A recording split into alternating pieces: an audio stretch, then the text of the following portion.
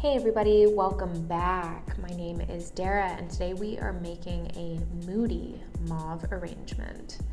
If you need to see how to prep your vase, you can go ahead and click on the link up in the right hand corner that I've linked here for you. It'll just give you a basic understanding of how to do that.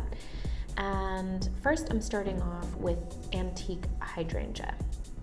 I'm cleaning off all of those petals and leaves that are damaged. Normally you would do this in the processing phase, but you still will have to do some cleanup as you're arranging because hydrangea, even the antique varieties, tend to get damaged petals, and you'll want to kind of strip all of the foliage off, ideally again in that preparation phase so that none of the hydration goes there, it goes into the flowers instead.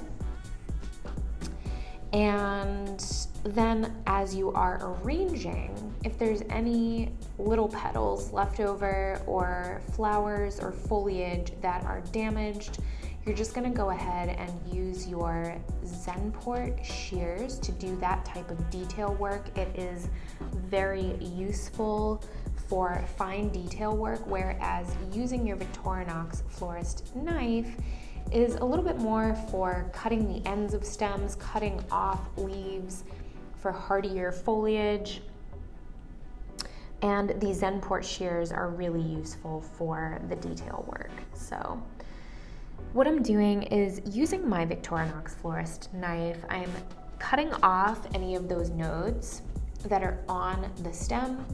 And sometimes with hydrangea, and this particular variety, I had a couple of different varieties, as you can see here. I had this gorgeous kind of muted antique color, and then mauve, and then a deep raspberry. But sometimes there are foliage nodes on the stems that are very hard to get off with just the florist knife. So I go ahead and use the Zenport shears for that, and you might even need garden shears in some instances if they're really hard. So second flower in is carnation, and I think I have 3 different varieties here, but I'm starting with the really vibrant fuchsia. It's like a deeper fuchsia color, but also very vibrant. And what I'm doing is clustering these in groups. So I'll usually use at least 2 to 3 in a grouping. I typically prefer 3. It creates a really nice effect. And gosh, this color palette was just hypnotizing. I loved it so much, especially when you get a couple different varieties of that hydrangea in there. It is such a treat. So I had 3 bunches of hydrangea, 1 bunch of antique, 1 bunch of the ruby color, and then another bunch of the kind of more pink. Now I'm using a spray garden rose and cleaning off any of those damaged calyx. This particular bunch, for some reason, had a lot of damage to it, so I had to spend extra time cleaning all of those damaged petals. And basically it was just damage from water. So I'm doing the same thing that I did with the carnations in that I'm creating little groupings. And I'm blowing on the rose. You can do this with a lot of different varieties, but you can blow on the rose to make it open out a little bit. These petals were really hard, and by the time I was done cleaning off all of that damage, it was nice to just go ahead and give them a little blow there because it helps to open them out. And then I'm clipping off any of those tiny buds because it will create too much messy texture for this very highly textural arrangement. This is what I consider a pave. I've had some people comment some negative things on my video saying, this isn't a pave. Listen, honey, a pave is simply flowers that are all on the same surface. It doesn't matter the shape that it takes. They are all on the same surface. And in my brain, the way that I design these arrangements, I consider this a pave. You can go ahead and argue in the comments if you want to. Second carnation in here, another stunning mauve colored carnation that really matches beautifully with some of those pink hydrangea. And doing that same grouping action, I've got 2 to 3 in each group. And what I do for every flower is basically fluff those flowers too. Because if you buy the flowers, depending on the openness stage that they're in, you may need to fluff them out. It's just a very common thing with carnation. Typically, unless you buy them super fully open, they take several days to kind of fill out and properly hydrate. This is one of the more challenging arrangements to make because of the style. So you have to take extra care, especially when using delicate flowers like this spider chrysanthemum here, because the petals can shatter off very easily. So you have to use both hands while arranging, move some flowers out of the way while you are inserting the flower. It really helps.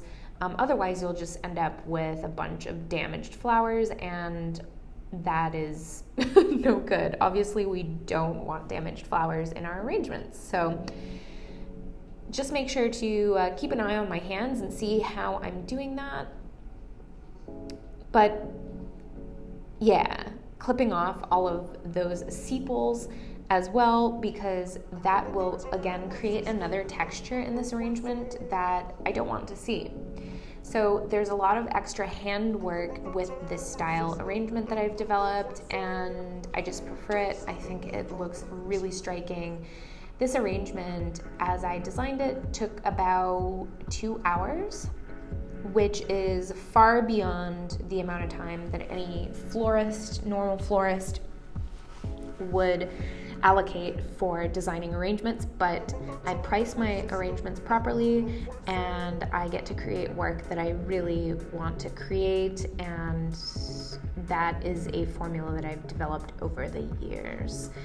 I love, love, love this style arrangement. And now I'm going in with these gorgeous black bacara roses. This is kind of the moody element along with those spray garden roses. Oh my god, it just took it to a whole other level. I am like obsessed, just totally obsessed.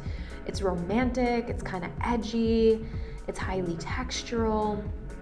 And then we have that gorgeous compote pedestal vase, which gives it a nice clean modern look. Everything in this arrangement was pretty much muted, and this rose has also been one of my favorites. I have it up in my shop, and I like to keep the name of this rose secret. I call this rose series.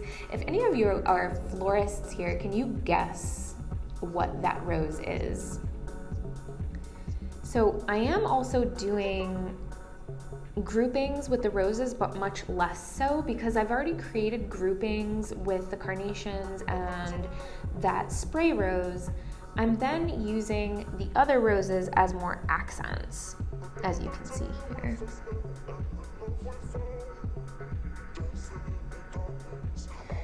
Stunning lisianthus, and this was a variegated variety. There were a couple of stems that were like a solid color that perfectly matched that hydrangea and the carnation, and then there were some that were just really had a ton of variegation to them, like this one that you can barely see but really special little lisianthus. And I also do that kind of fluffing action. You can also reflex lisianthus, but I did not think that it would work for this style. And as I'm making this style arrangement, as I'm going, tweaking all the flowers. Flowers shift as you're arranging them, so it may take a little bit of rearranging, reorganizing as you're designing. And it's just a habit to get into so that you are coming into the range of the shape that you are envisioning your arrangement to be. now I'm finishing off this arrangement. I'm just making sure that there's no stems and everything is looking cool.